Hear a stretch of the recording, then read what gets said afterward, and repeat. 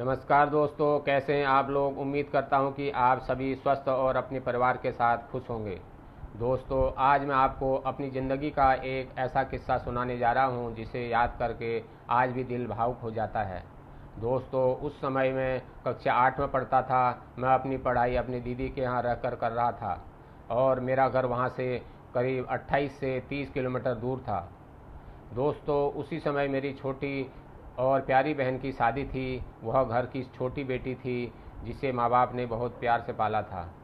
घर का सबसे बड़ा बेटा दिल्ली में नौकरी कर रहा था। माँ बाप को उम्मीद थी कि वह छोटी बहन की शादी में साथ देगा और जिम्मेदारियां निभाएगा, लेकिन परिस्थितियां ऐसी रही कि वह उस समय घर के साथ नहीं रह पाया।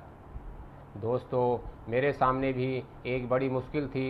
एक तरफ मेरी बहन की शादी थी और दूसरी तरफ मेरा पेपर। दोस्तों, अगर पेपर छोड़ देता तो मेरी पढ़ाई एक साल पीछे रह जाती और अगर शादी में नहीं जा पाता तो अपनी प्यारी बहन की विदाई में शामिल नहीं हो पाता। दोस्तों, मैंने फैसला लिया कि दोनों जिम्मेदारी निभानी है। मैं सुबह स्कूल गया और पेपर दिया। दोपहर 12 बजे पेपर ख़त्म हुआ।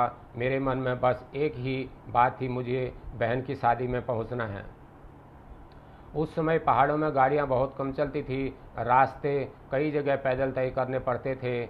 मैंने कई किलोमीटर 28 से 30 किलोमीटर का रास्ता 1.5 से 2 घंटे में पूरा कर दिया। जैसे ही मैं घर पहुंचा, बारात पहुंचने वाली थी। मैं अपनी बहन की शादी में शामिल हुआ, लेकिन दोस्तों, जब विदाई का समय आया दिल बहुत भारी हो गया। दोस्तों, वह मेरी छोटी और प्यारी बहन थी। जिस आंगन में उसकी हंसी गूंजती थी, उसी आंगन से आज विदा हो रही थी। दोस्तों, माँ की आंखों में आंसू थे, पिताजी के चेहरे पर चिंता और दर्द था। एक पिता अपनी बेटी को विदा करते समय कितना दर्द सहता है, यह मैंने उस दिन महसूस किया।